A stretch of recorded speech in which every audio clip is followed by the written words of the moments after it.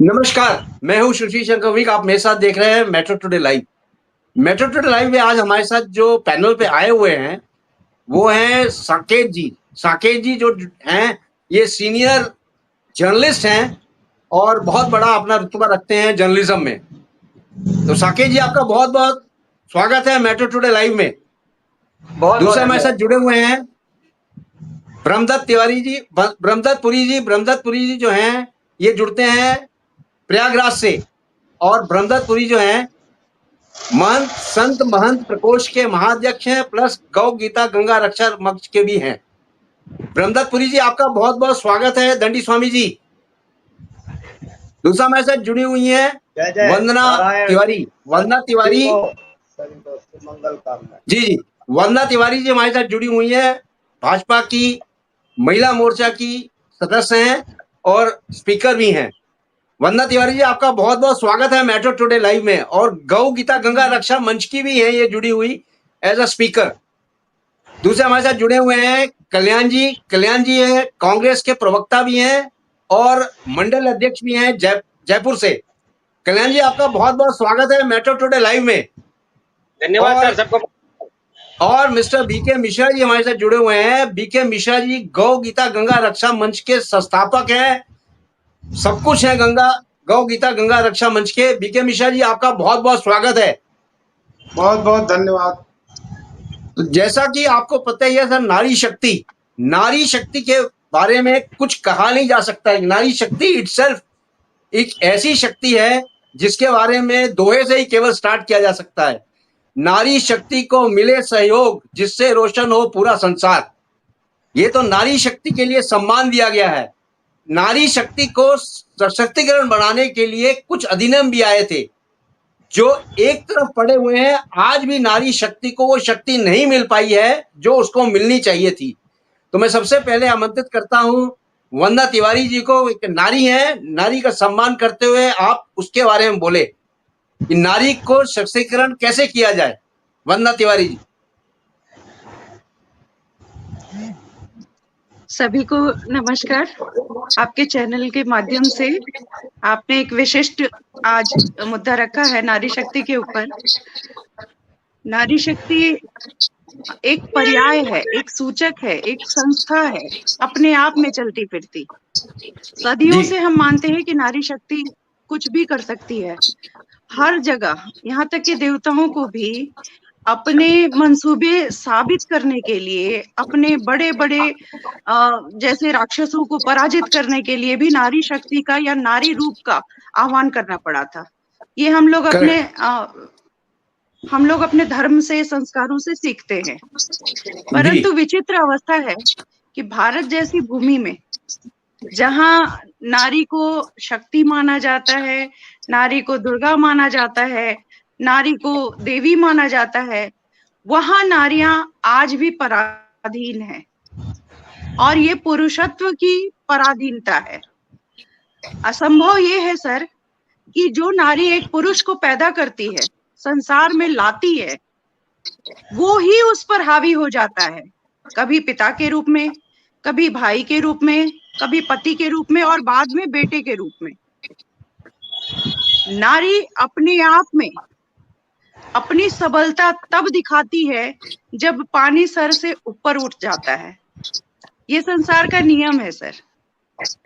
आप जानते हैं कि संसार में नारी के ऊपर जब भी हाश हुआ, नारी का जब भी पतन होने का कुछ कारण बना, तो वो पतन नारी का नहीं हुआ, वो पूरे संराष्ट्र का हो गया। पूरे धर्म से भगवान ने जब भी नारियों पर विपदा आई है तो त्रासदी मचा दी है इस भारत भूमि पर।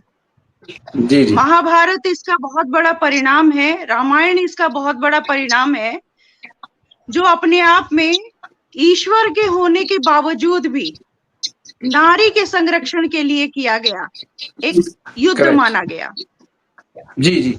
लेकिन अगर आज के परिवेश में मैं बात करूं तो हर नारी चलते फिरते हर जगह अपने को युद्ध स्तर पर ही पाती है, चाहे वो घर का दायरा हो, चाहे वो बाहर का गलियारा हो, चाहे वो उसकी कोई जुड़ी हुई संस्था हो।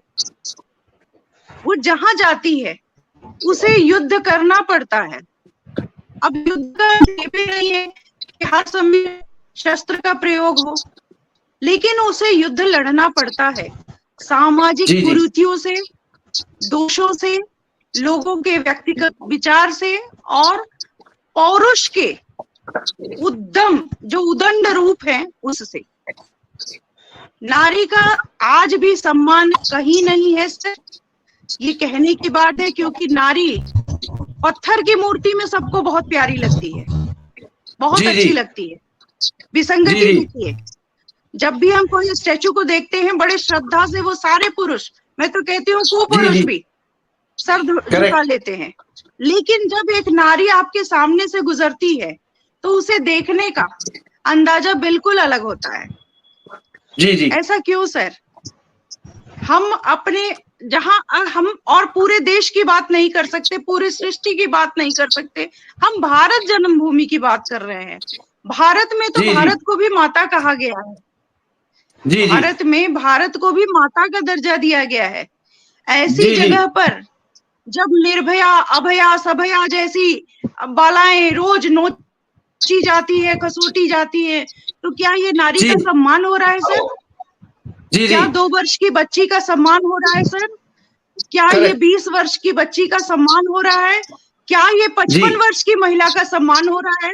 मुझे पूछना जी जी है, मुझे पूछना है, पुरुष उस वर्ण से जिसे लाने वाली भी स्त्री शक्ति होती है, नारी शक्ति होती है, लेकिन उसके बावजूद भी उसकी कामुकता नहीं जाती, उसकी जी दृष्टि में हेपन नहीं जाता और वो नारी को दूसरे रूपों में देखता है। ये जी बहुत बड़ी विसंगति है सर। इसके जी जी लिए पहल करना बहुत जरूरी है।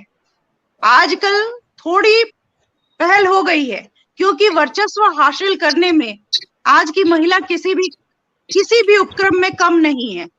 कम नहीं है, जानते बिल्कुल सही हैं है, हर जगह महिला अपना योगदान दे रही है, कोशिश दे कर रही रही है पुरुष के कंधे से कंधा मिलाकर हर जगह पर जी जी प्रतिस्थापित होने के लिए।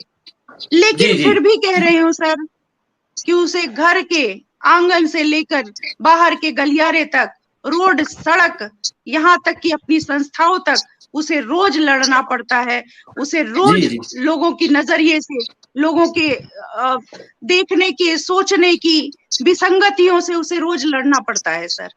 जी जी ये बहुत धूमिल प्रश्न है, और चूंकि आपने जी मुझे मौका दिया, मैं आपका आभार व्यक्त कर रही हूँ। वंदना जी, आपकी जो वंदना है, आपका जो दिल से निकला हुआ चीजें है वो हम सब समझते हैं। हमें सब पता चल रहा है कि नारी का इस समय क्या हो रहा है, इज्जत या बेइज्जत सब पता चल रहा है। आपके हम हर वर्ड्स का सम्मान करते हैं। हमारे साथ सीनियर जर्नलिस्ट भी बैठे हुए हैं। मैं अब उनसे पूछना चाहूंगा साकेत जी से।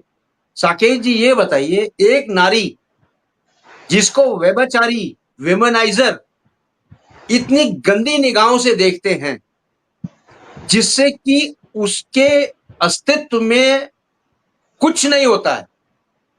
नारी वो चीज है जो हमको जन्म देती है और हमें पोषण देती है। उसी 2 चीजों के लिए वुमेनाइजरिंग करते हैं लोग और इंसानियत अपनी भूल जाता है।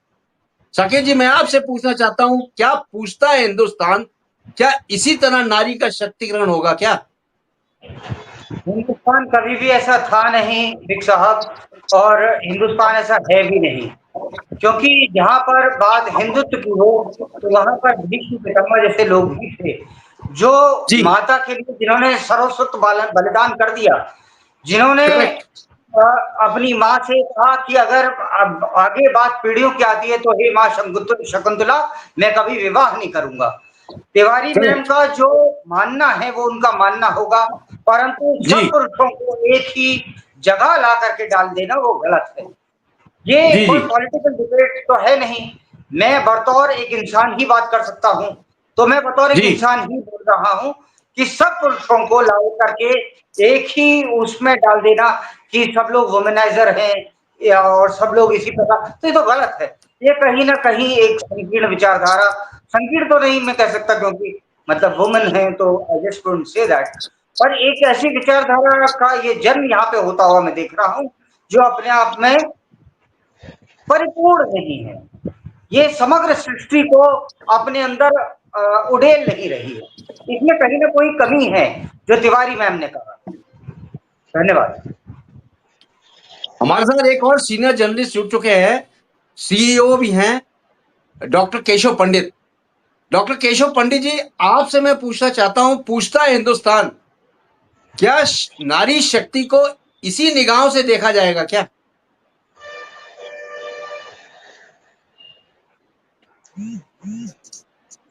लगता है केशव पंडित जी को आवाज नहीं जा रही मेरी। स्वामी जी आप बता दीजिए, आप आ जाइए, पूछता है हिंदुस्तान पे, नारी का सम्मान। मेरी आवाज पहुंच रही है? जी आपको आवाज नहीं आ रही है मेरी? नहीं, मेरी आवाज आ रही है? जी जी आ रही है। हम सब सुन सकते हैं। आपसे सवाल मैंने किया था, आपसे सवाल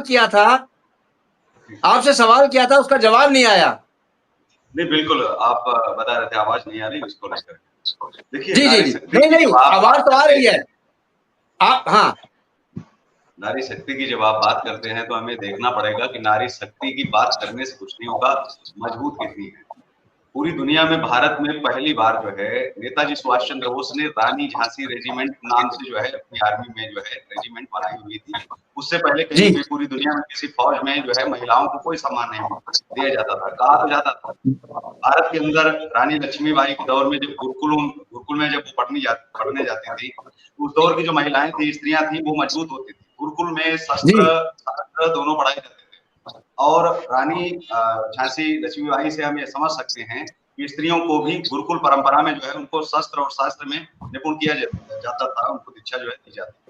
आज के दौर में हम जब विद्यालय में जाते हैं, हमारे अभिभावक हम सब मांग करते हैं कि अंग्रेजी का टीचर है कि नहीं है, संस्कृत का है कि नहीं है, हिंदी का है कि नहीं है, मैथ का है कि नहीं है, लेकिन हम कभी उनसे ये नहीं पूछते कि मार्शल आर्ट का कोई टीचर है कि नहीं है। और क्या अगर हम अपनी मांग रखें सारे अभिभावक कि हमारी बच्चियों को आप मजबूत कीजिए, मार्शल आर्ट आप सिखाइए, ताकि हमारी जो है बेटियां वो शुरुआत से पापा की परियां नहीं, पापा की जो है लक्ष्मीबाई बने, तो मैं ये समझता हूँ कि वो नारी शक्ति कहीं ना कहीं मजबूत होगी, वो अपने भाइयों पर निर्भर नहीं होगी।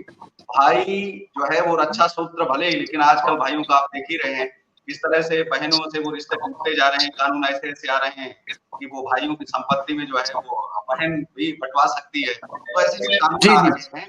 जब बात मीलाट से की जाती है कि आप जो है मुस्लिम कम्युनिटी की बात कीजिए, तो वो कहते हैं कि मजहब पर हम कोई टिप्पणी नहीं कर सकते हैं, जो कुरान में दिया है वो साफ है, उसपर तो कोई टिप्पणी नहीं करेंगे, लेकिन सनातन में हम टिप्पणी भी करेंगे, यहाँ हमें जो लगेगा वो हम वैसे कानून भी बनाएंगे। तो ऐसे कानून आ रहे हैं जहां हमारी स्त्री शक्ति जो है मजबूत होनी चाहिए, उसको कमजोर जो है करने का लगातार प्रयास जो है चल रहा है। तो हम ये भी देख पा रहे हैं जी दूसरी तरफ जो है अगर हम बातचीत करें कि स्त्री शक्ति की, नारी शक्ति की, तो जो हमारी मनुस्मृति है जिसको जलाया डॉक्टर भीमराव अम्बेडकर ने, तो नारियों के उत्थान के लिए उससे बेहतर पुस्तक क्या हो सकती है। वो कहते हैं कि सरिया, मैं कहता हूं कि आप मनुस्मृति उठा लीजिए, शास्त्रार्थ कर लीजिए और आप देखिए कि नारी शक्ति के लिए क्या कहा गया है। जहां नारियों की पूजा होती है वहां जो है देवता निवास करते हैं। दूसरी बात पर आता हूँ, जब तक हिंदू भगवा पहने रहेगा, क्योंकि नारी शक्ति की बात है तो सिर्फ हिंदुत्व में ही होती है, बाकी किसी धर्म में नहीं होती, तो हिंदुत्व का नाम लेना भी बहुत आवश्यक है। भगवा जब तक हम ओढ़े रहेंगे, भगवा का अपमान नहीं कर रहा हूँ, भगवा तो केवल जो है मात्र शक्ति का प्रतीक है, कभी भी पुरुष शक्ति का प्रतीक नहीं है। मैं 2 मिनट और लूंगा आपसे। नहीं बोलिए आप बोलिए। भगवा दिखाते रहेंगे तब तक कोई डरने वाला नहीं है और तब तक कोई भी जो है हमें बचाने वाला नहीं है। भगवा की हमें बात छोड़नी पड़ेगी, भगवा की रक्षा करनी पड़ेगी। फिर क्या हम पकड़े, हमको पकड़ना पड़ेगा काला रंग। कालों के महाकाल भगवान महादेव, जिनका जो ध्वज है वह है काला। जो देवी शक्ति, मातृ शक्ति की जो सबसे बड़ी प्रतीक है वो है महाकाली, उनका जो ध्वज है वह है काला। जब हम इंसाफ की बात करते हैं, न्याय की बात करते हैं, तो वो न्यायाधीश शनि देवता, जिनका ध्वज है काला। उसके बाद में आप आ जाइए, जब हम बात करें फोर्सेस में तो ब्लैक कमांडो हैं। अगर हम उसके आगे और एक कदम बढ़ते हैं तो राजस्थान की, आपके राजस्थान की एक बड़ी कहावत है, जो पत्थर को कर दे पानी, जय भवानी जय भवानी। यहाँ बोल के जब योद्धा में जाते थे तो वो किस कलर का टीका लगाते थे? काला। इसके बाद में और आगे आते हैं, कफन आपने देखे होंगे, बात तो यहाँ नहीं करनी चाहिए लेकिन बहुत जरूरी आवश्यक हो जाता है। कहते हैं कि जो सफेद कफन है ना, ये तो हम जैसे कीड़े मकोड़ों को मिलता है, जिंदगी ऐसे ही गुजार देते हैं, लेकिन जो काला कफन है वो किसी को दिया नहीं जाता, पहनाया नहीं जाता, वो बांध के जाया जाता है। जब युद्ध भूमि में लोग जो है जाते थे, उसका रंग भी जो है काला था।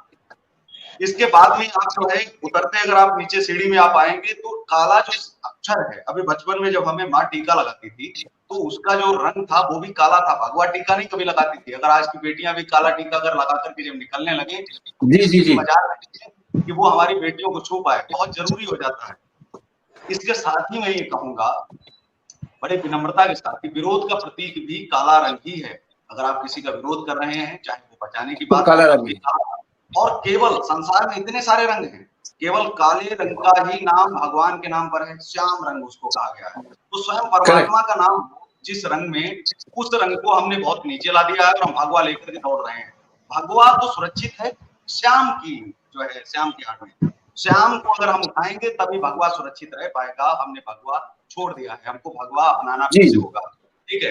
लेकिन उससे पहले हमको श्याम को लाना होगा, श्याम को अपनाना होगा। ये भी हमें जो है समझना पड़ेगा, देखना पड़ेगा। आज की हम बच्चियों को लेकर जब बातचीत करते हैं तो विद्यालय के अंदर, जैसे मैं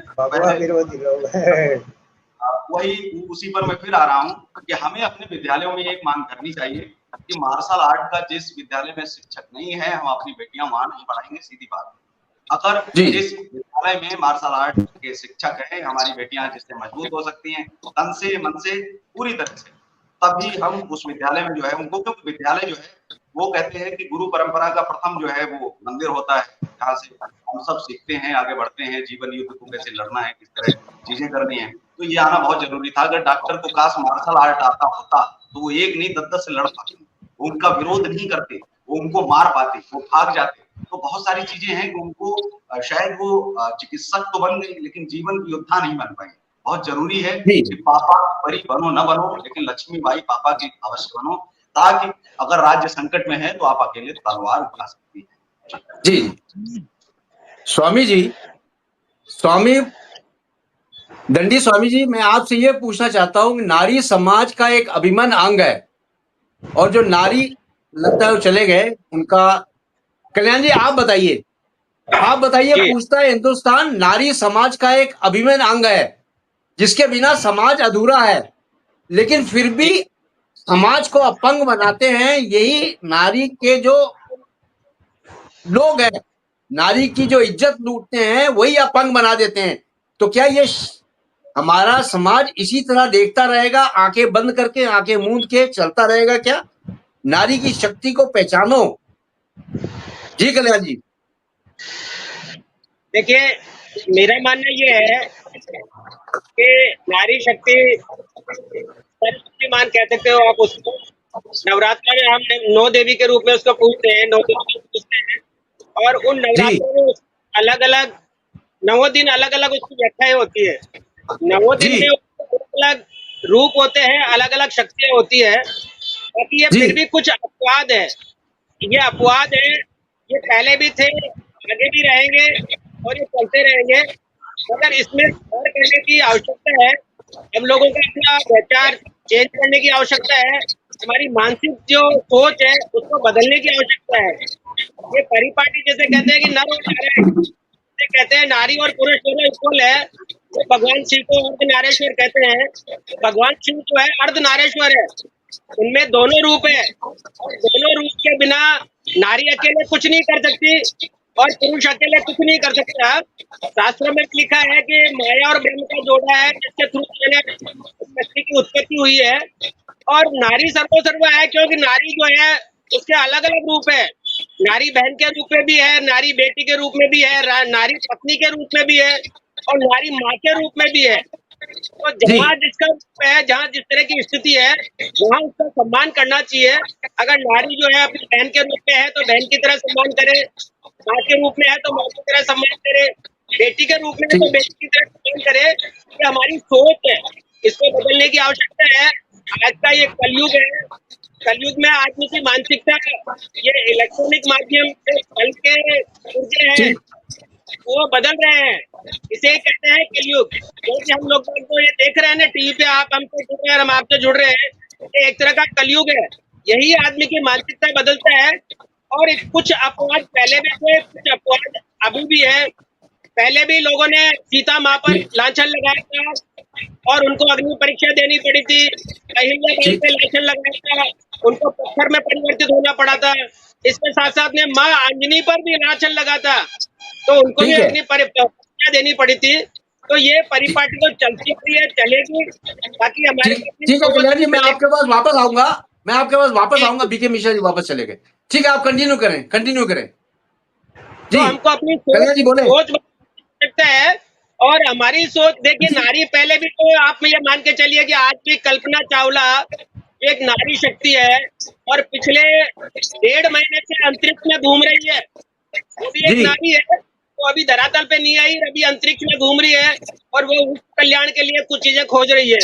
इसी के साथ साथ में हमारे जो है अहिल्याबाई, जिसे कहते हैं रानी लक्ष्मीबाई, उसने खूब लोहा लिया, खूब अपने आतताई से लड़ा। तो नारी शक्ति तो शक्ति है, ये स्वयं जिसे कहते हैं कि भगवान की देन है, और नारी और दोनों से ही संसार बनता है। अकेली नारी कुछ नहीं कर सकती, दोनों का बराबर का अधिकार हो, दोनों का बराबर सम्मान हो तो ज्यादा उचित रहेगा। इसके साथ साथ में नारी हमारे आप मीराबाई का उदाहरण ले लीजिए, भक्ति में राधा का उदाहरण ले लीजिए। इसे कहते हैं, राधा के लिए कहते हैं कि राधा तू प्रसादनी कौन तपस्या की, 3 लोक के नाथनी तेरे ही राजा। तो नारी शक्ति तो वो थी जो सबने सर्वोच्च 3 लोक के नाथ थे, भगवान कृष्ण, वो भी राधा का आशीष थे। इसलिए ठीक है, आपके पास मैं दोबारा आऊंगा। स्वामी जी जुड़ चुके हैं हमारे साथ। स्वामी जी, आप बताएं कि नारी शक्ति का सम्मान किस तरह से किया जाए। स्वामी जी। जी बहुत सबकी बातें हम सुन चुके हैं, और अब सबने अपने अपने विचार व्यक्त किए हैं। जिसके माइंड में जो चल रहा है उसने वही व्यक्त किया है। जी। और मूल बात यह है, सबसे पहले मैं प्रश्न सबसे मैं प्रश्न करूंगा और आप जवाब देंगे। जी बोलिए। हमारा पूछने का मतलब यह है कि नारी और पुरुष दोनों अपराध कर रहे हैं। नारी और पुरुष दोनों जिम्मेदार हैं। जब गर्भ में भ्रूण हत्याएं करवा रहे हैं, कौन जिम्मेदार है उसका? बच्चियों को मार दिया जा रहा है, वहां नारी का सम्मान है। कराई जा रही है, तब नारी नजर नहीं आती इन लोगों को। नहीं, ऐसा नहीं है। मैं इस पर मुझे इस पर आपत्ति है क्योंकि महाभारत में जो माता कुंती ने किया हुआ था, वो भी तो भ्रूण हत्या थी। नारी का हत्या की गई, लेकिन नारी का सम्मान अभी आप हम आपके बीच में नहीं बोले। अभी रुक जाइए, अभी हम बीच में नहीं बोले आपके। अभी रुक जाइए केशव जी, रुक जाए जरा। केशव जी, अभी रुक जाइए। केशव जी 1 मिनट रुक जाए, बोलने दीजिए पटेल को। डिस्टर्ब करने आते हैं। केशव जी बोलने दीजिए पहले। मंथन करने, इनका साउंड बंद करो, इनका साउंड कम। ठीक है, आप बोले। दंडी स्वामी जी, आप बोले। हमारी बात सुन लीजिए, फिर जवाब देना। बोलिए दंडी स्वामी जी, बोलिए। हमारा कहने का मतलब यह है, सब अपने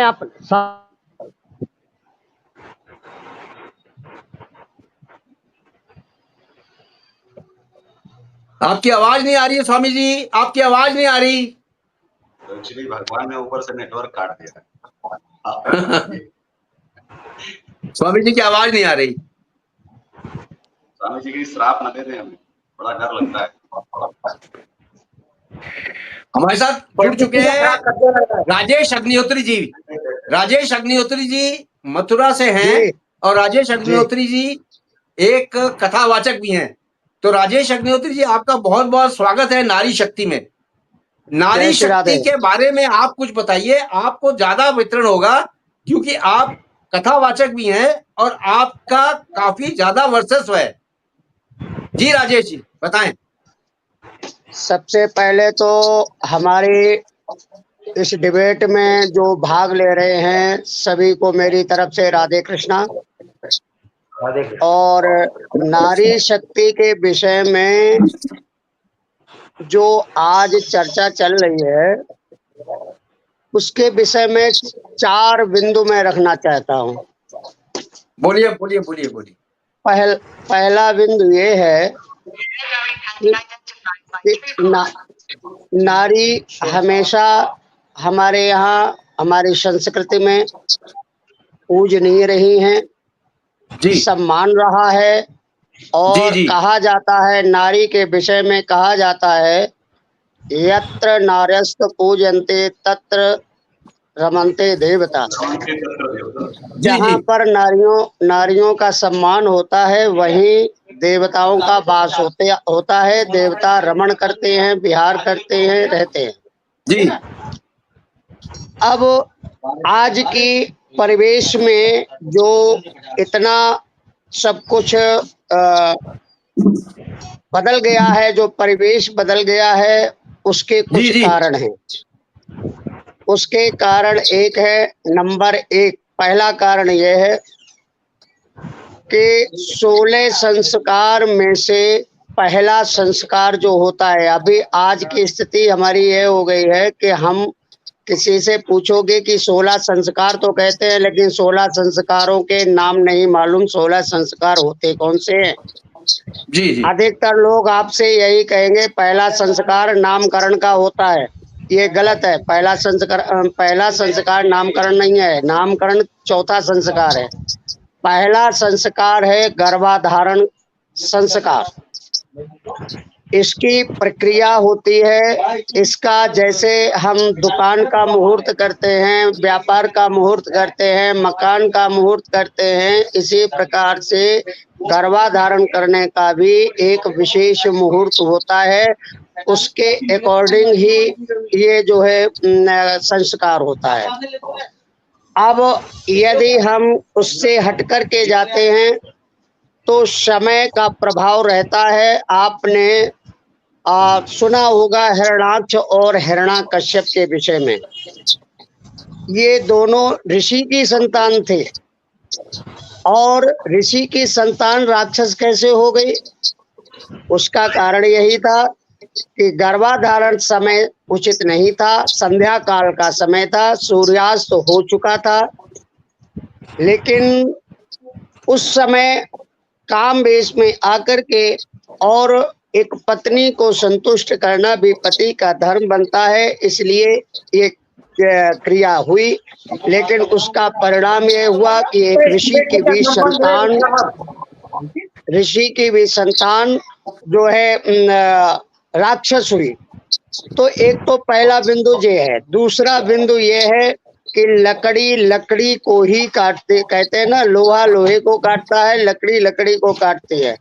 आज जी जी भ्रूण हत्याएं हो रही हैं। आज हम चेकअप कराते हैं। सब स्त्री की अगर दुश्मन है तो सबसे पहले पुरुष न होकर के स्त्री की दुश्मन स्त्री ही है। अगर कन्या घर में पैदा हो जाती है, कन्या जन्म यदि ले लेती है, पहली बात तो जन्म लेने से पहले उसको भ्रूण हत्या कर दी जाती है। जी जी कौन सा, मैं पूछना चाहता हूँ, कौन सा उसने अपराध किया था जिसको चेकिंग, आपने डॉक्टर के यहाँ चेकिंग करा करके जो संसार में आना चाहती थी, वो किसी की पुत्री कहलाती, किसी की बहन कहलाती, किसी की मौसी कहलाती, किसी की बुआ कहलाती, किसी की चाची कहलाती, लेकिन सारे संबंधों को एक झटके में खत्म कर दिया। क्या ये जघन्य अपराध नहीं है? जी जी भ्रूण हत्या जैसे अपराध क्या सामान्य अपराध है? जघन्य अपराध है। ऐसा जी, जी। अपराध अक्षम्य अपराध है। मैं तो कहता हूं जो भ्रूण हत्या करते हैं ना पुत्र की इच्छा से, मैं कहता हूं कि जो ऐसा जघन्य अपराध करते हैं तो पुत्र तो क्या, अगले जन्म में वो कन्या को भी तरसते हैं। जी जी और तीसरा बिंदु मैं कहना चाहूंगा कि मातृशक्ति से भी मैं निवेदन करूंगा और करता हूं, कथाओं के माध्यम से करता हूं। हालांकि मैं आलोचना का शिकार भी बना हूं, मीडिया का शिकार भी बना हूं। हमारे विषय में मीडिया वाले छापते हैं कि भागवताचार्य के बिगड़े बोल। देखो, एक मर्यादा, मातृशक्ति की भी मर्यादा होती है, जी मर्यादा होनी चाहिए। लक्ष्मण जी को जब भेजा सीता माता जी ने कि जाओ तुम्हारे भाई बुला रहे, पहले नहीं जा रहे थे, सुरक्षा में थे, लेकिन जी, जी। जाते जाते उन्होंने एक रेखा खींची, रेखा जिसको कहा गया लक्ष्मण रेखा, लेकिन वो कोई जी। लक्ष्मण रेखा नहीं थी। उस लक्ष्मण रेखा को न तो वाल्मीकि रामायण में इसका कहीं वो मिलता है और ना कहीं रामचरितमानस में, केवल कहावत में लक्ष्मण रेखा। लेकिन वो लक्ष्मण रेखा थी क्या? वो लक्ष्मण रेखा थी मर्यादा रेखा। मात्र शक्ति वंदनीय है, पूजनीय है। मात्र शक्ति ने ध्रुव प्रहलाद जैसे भक्तों को भी जन्म दिया है। मात्र शक्ति दुर्गा है, मात्र शक्ति चंडी है, मात्र शक्ति लक्ष्मीबाई है। मात्र शक्ति ने अनेक शक्तियों को, शिवाजी जैसे, महाराणा प्रताप जैसे वीरों को जन्म दिया, ध्रुव प्रहलाद जैसे भक्तों को जन्म दिया। लेकिन जब वही मात्र शक्ति मर्यादा से थोड़ा भी इधर हो जाती है तो वो खतरे में पड़ जाती है। ये लक्ष्मण रेखा मर्यादा रेखा थी। कहा मर्यादा में रहना। घर में पुरुष राजेश जी, साकेत जी भी कुछ बोलना साकेत जी बोले, आप क्या बोल रहे हैं? साकेत जी बोले। मैं आपसे प्रश्न करना चाहता हूँ। आपने लक्ष्मण रेखा का वर्णन करा, आपने बताया कि लक्ष्मण रेखा अर्थात एक जगह के अंदर रहने का कहीं ना कहीं उसका उपयोग था। इस हिसाब से तो इस हिसाब से तो महारानी लक्ष्मीबाई को बाहर नहीं निकलना चाहिए था।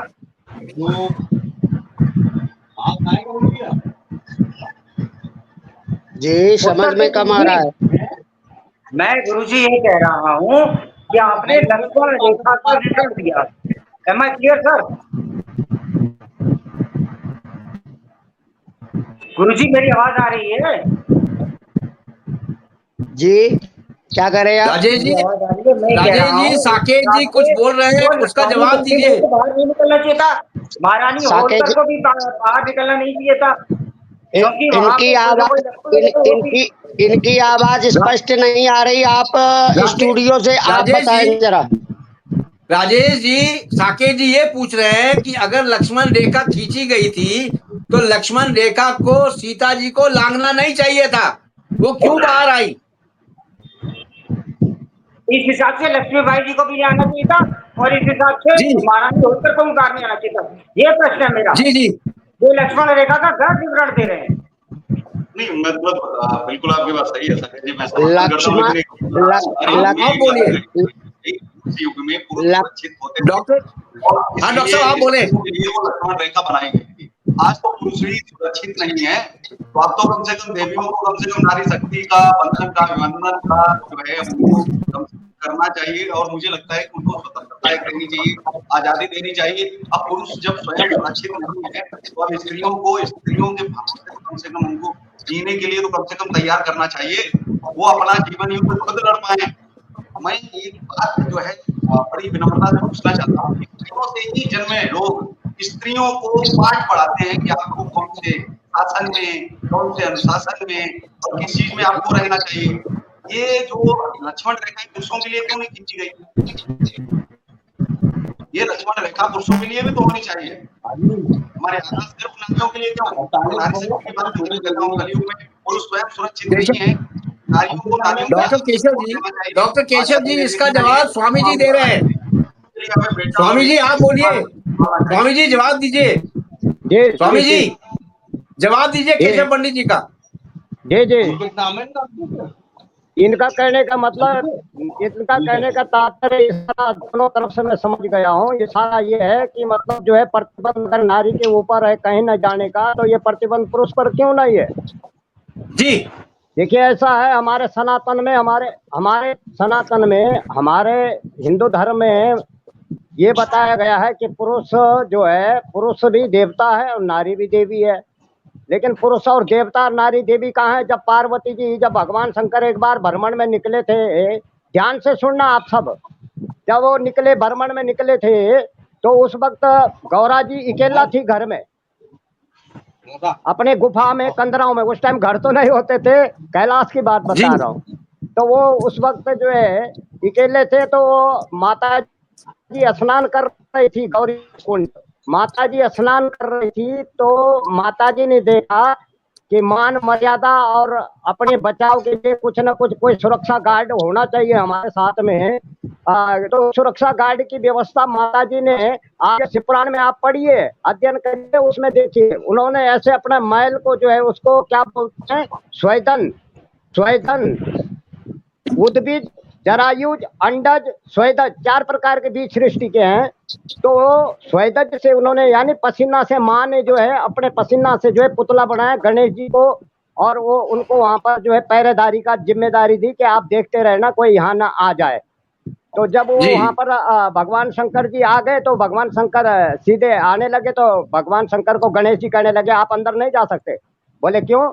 बोले अभी माता जी स्नान कर रहे हैं, आपको अधिकार नहीं है। माँ ने मेरे को बैठाया है कि आप यहाँ पर जो है सुरक्षा कीजिए।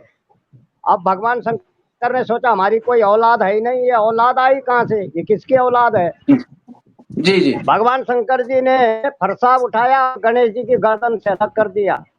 गणेश जी को गर्दन से अलग कर दिया। बोला तुम यहाँ अमर्यादित बातें कर रहे हो, तुम अमर्यादित लोग कहाँ से आ गए हो? आज तो हम इकट्ठे हैं, अब हम दोनों की। तो फिर गणेश जी उस वक्त गणेश, अब ये शनि न्याय के बता रहे थे, उसी का जवाब दिया। शनि जी। उस टाइम जो है गणेश जी को शनि लग गए, गणेश जी को 7.5 लग गई थी, इसलिए उन्होंने वही खड़ग छीन के और उनकी गर्दन उड़ा दी। अब जब गणेश जी की गर्दन उड़ा दी तो फिर जो है हाहाकार इसलिए मचा कि आदि शक्ति को अगर तंग करोगे, आदि शक्ति परेशान होगी, तो आदि शक्ति के परेशान करने पर आप जानते हैं तीनों लोग जो है तमाम जल पड़े, और सारे जो है सब जगह जो है इतनी आग भड़क गई कि शांति, जो भी तपस्या में बैठे थे उनका तप भंग होने लगा, सबको क्रोध आने लगा, सब जो है चल बिचल होने लगे, अशांति होने लगी। तो उन्होंने फिर सारे देवता इकट्ठे होके और भगवान ब्रह्मा जी के पास गए। ब्रह्मा जी ने कहा मेरे पास कोई समाधान नहीं है। फिर विष्णु जी के, मैं फास्ट बोलता हूँ, फिर विष्णु जी के पास गए। विष्णु जी ने कहा मेरे पास भी कोई निदान नहीं है। भगवान आपने कलकत्ता और दिल्ली के मैटर में क्या करा है जी? आपने कलकत्ता और दिल्ली में क्या करा? यहीं बैठे रहे आप? कानून अपना काम कर रहा है। नहीं, वो तो कानून का काम है, वो जांच हो रही है, वहाँ केंद्रीय जांच ब्यूरो जांच कर रही है। अरे तो आपको तो समाज को मार, अभी आप सुनिए, सनातन सनातन सनातन सुनो, सनातन सनातन करके साकेत जी, आप सुनिए बात, हमारी बात सुनो पहले, उनकी बात सुनी जाए। 1 मिनट की बात सुनो पहले। आप दखल दे रहे हैं, आप सनातनी है ही नहीं, आप सनातनी नहीं है। आप अगर होते तो आप बीच में कथा सुनते, आप बात को समझते, आप हल नहीं करना चाहते, बात को कट आउट करना चाहते। बात सुनिए पहले। आज नारी शक्ति की हो, आज जो हमारे देश सनातन की रक्षा की हो, जो आप कह रहे हैं कि सनातनी नहीं है, आप तो फतवा जारी कर रहे हैं, इतना तो दोनों दृष्टांत है, दोनों पर है, नारी और पुरुष पर चल रहा है। आप समझ नहीं रहे हैं, आप यहाँ पर आप समझ ही नहीं रहे हैं। नहीं, आप सनातनी नहीं है। सनातनी जो जिसने आप पश्चिमी कल्चर और विज्ञान को जोड़ के चल रहे हैं। अगर ज्ञान से जोड़ के चलते तो घटनाएं होती भी नहीं। सनातन धर्म से बात किया जाता है, लेकिन आप वीडियो में साकेत जी को आप ज्ञान मांगने लगते और आप कहने लगे आप तो सनातनी है ही नहीं, आप कथा के बीच में टोका टाकी करते। मतलब जो बलात्कार, ये तालिबानी संस्कृति भारत में नहीं चलेगी। तालिबानी संस्कृति भारत में नहीं चलेगी। तालिबानी संस्कृति भारत में नहीं चलेगी। कानून अपना काम करेगा। Swami ji 1 minute, Swami ji 1 minute, Swami ji BK Mishra ji, Swami ji BK Mishra ji हमारे साथ जुड़ चुके हैं, उनका भी सदा सुन लें। स्वामी जी 1 मिनट, बीके मिश्रा जी का भी सुन लें। बीके मिश्रा जी आप बोले शक्तिकरण पे, नारी शक्ति पे आप बोले। बीके मिश्रा जी आपका नेटवर्क गड़बड़ हो रहा है, प्लीज बोलें आप। बीके मिश्रा जी बोलें।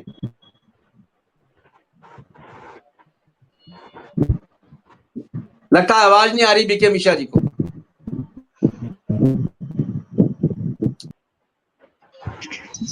मैडम वंदना आप बोले, नारी शक्ति जो इस समय चल रही है, नारी शक्ति को कहां तक आगे लेके जाना चाहिए और नारी शक्ति के लिए क्या क्या करना चाहिए?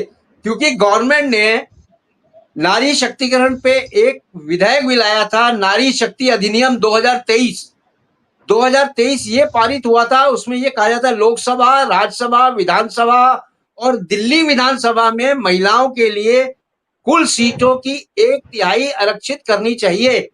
वो हो चुकी है 1/3 आरक्षित, लेकिन अभी भी महिलाएं उसमें जाती हैं।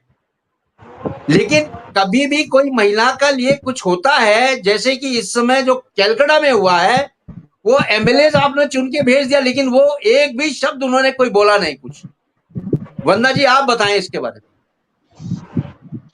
जी, अभी थोड़ी देर पहले हमारे पत्रकार भाई हमसे नाराज हो गए कि हमने इंडिकेशन सारे पुरुषों को दिया था। जी जी। लेकिन कहने का अर्थ है कि पत्रकारिता को मैं तो सलाम करती हूँ कि मुद्दे जो है किसी एक दिन के भी, आप अखबार ले लीजिए, न्यूज चैनल ले लीजिए, अगर वहां पर स्त्री के साथ, उसकी गरिमा के साथ खिलवाड़ ना हो रहा हो तो आप मेरा नाम बदल दीजिएगा।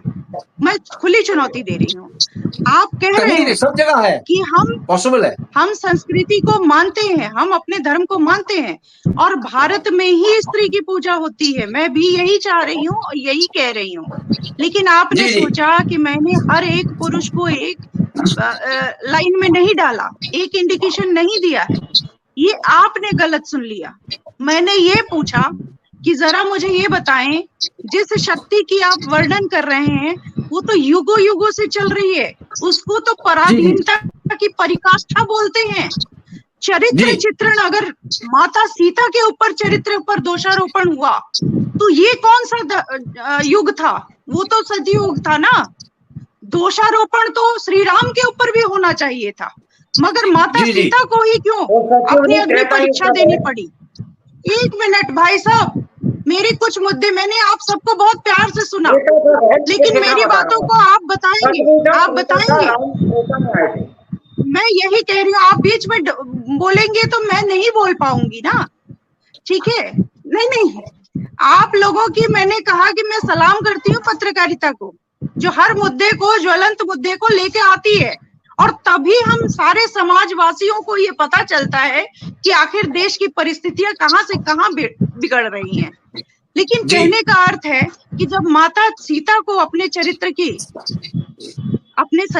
का सर्टिफिकेट देना पड़ा होगा, चरित्र के बारे में बताना होगा कि नहीं मैं तो बिल्कुल स्वच्छ हूँ, निर्मल हूँ, निष्काम हूँ, पवित्र हूँ, जो भी शब्द आप कह लीजिए। लेकिन उस जमाने में भी माता सीता के साथ हुआ। अगली दुर्दशा देखिए, द्रौपदी का चीरहरण हुआ भरी सभा में। क्या वहां महिलाएं थी? आप ही बताइए। पुरुषों का वर्चस्व था, जिसमें एक नारी को ला करके और शील भंग करने की कोशिश की गई थी, जिसका दृष्टिपात हुआ महाभारत के युद्ध के रूप में। मैं यही तो कह रही हूँ। आज कोलकाता का ही देख लीजिए दर्शन, एक महिला डॉक्टर के साथ हुआ जो कांड, वो हर जगह सड़क पर लोग उतर रहे हैं। लेकिन प्रॉब्लम ये है कि कैंडल मार्च करने से ये चीजें नहीं खत्म होगी। विसंगतियां घुस चुकी हैं हमारे अंदर। पहली एक बात, एक पत्रकार भाई साहब ने, मैं नाम नहीं जानती हूँ, जो नीचे मुझे दिखाई दे रहे हैं, वो उन्होंने बहुत अच्छी बात कही, डॉक्टर केशव पंडित जी को। जी, इन्होंने एक बहुत अच्छी बात कही। जब हम अपनी शिक्षा और संस्कार में बचपन से, विद्या के माध्यम से, स्कूलों के माध्यम से, या अपने घरों के माध्यम से, समाज के किसी संस्था के माध्यम से पुरुष और महिला दोनों को तैयार किया जाएगा, तो शायद विसंगतियां खत्म हो सकती हैं। शायद, जिसमें औरतों को सेल्फ सुरक्षा के लिए एक शिक्षा अनिवार्य होनी चाहिए, ताकि हर जगह राखी के बंधन को निभाना वाला गाना ना गाना पड़े। क्योंकि होता यही है कि पुरुष समाज में पुरुष ने हमेशा वर्चस्व रखा है, इसमें कहीं कोई शक नहीं है। आपने कहा आरक्षण का मुद्दा, आरक्षण जब आप कहते हैं, एक तरफ आप कहते हैं कि दोनों बराबर के हिस्सेदार हैं, तो आरक्षण मतलब आपने दिया और मैंने लिया, ऐसा क्यों? आप देने वाले होते कौन है और मैं हंस करके ले लेती हूँ, ये मेरी व्यथा है। मानना अगर ये है कि आप बराबरी का हिस्सा रखते हैं, बराबर समभाव देखते हैं, तो उसे देने की दशा क्यों पड़ गई?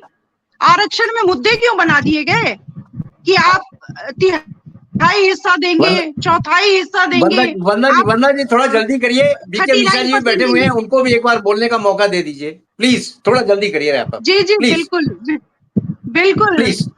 बिल्कुल। कहने की बात ये है कि भाई साहब मेरा कोई अभिप्राय नहीं था कि मैं हर एक पुरुष को इस लाइन में ठीक है। डालूं, क्योंकि इसमें मेरे है। पिता भी शामिल हैं जो मेरे ठीक लिए है। मेरा गर्व है, मेरा भाई भी सम्मान। शामिल है जो मेरा गर्व है। ठीक है।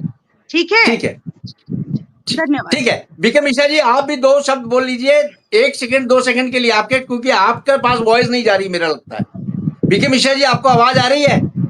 बिल्कुल आ रही है। मैं बोलिए। कुछ चिन्हित शब्दों में पूरे वाक्य को समेटते हुए सभी को ये बताना चाहता हूं कि देखिए, हम लोग बहुत अच्छे विषय पर बोल रहे हैं और सब लोग अच्छा बोल रहे हैं। जब हमारे मन में ये धारणा होगी कि हमें अच्छा बोलना है, उनसे अच्छा बोलना है, कहीं कुछ होने वाला नहीं है। मेरे अनुज ने एक बहुत अच्छी बात कही, केशव पंडित ने, देखिए, और जैसा कि महाराज जी ने भी बोला, उनकी बात को बीच में अभद्रता पूर्वक काटा गया, मैं फिर दोहराता हूं उस बात को। देखिए, जब तक हमारे पास संस्कार नहीं है, ना ही जीवनोपयोगी शिक्षा है, जब हम दूषित शिक्षा का पान करेंगे, जीवनोपयोगी शिक्षा से दूर होंगे, तो फिर चाहे वो महाभारत रही हो, महाभारत में भीम आदि दुर्योधन दुशासन इत्यादि ने जीवनोपयोगी शिक्षा का त्याग किया, बुजुर्गों की आज्ञा की अवहेलना की। परिणाम क्या हुआ? एक स्त्री को जो है बलि चढ़ना पड़ा। और रही बात, उसको जोड़ते हैं कलकत्ता वाले कांड से, तो यहाँ भी कौन सा संस्कारित पुरुष था बताइए, उनके जिन्होंने ये दुष्कर्म किया है उसके चरित्र का सर्टिफिकेट दिखाइए, कौन है? और दूसरी बात करी कि भगवा और श्याम वर्ण की, तो श्याम वर्ण एक ऐसा वर्ण है जिस पर कोई वर्ण नहीं चढ़ता, कोई रंग नहीं चढ़ता, इसलिए हमें कठोर और श्याम होना पड़ेगा, नारी शक्ति के प्रति, अपने समाज के प्रति, अपने संस्कारों के प्रति। तो जब तक हमारे संस्कार नहीं है, ये आप सब सबका आने के लिए बहुत बहुत धन्यवाद। Thank you very much. जय हिंद, जय भारत। जय भारत। जय जय।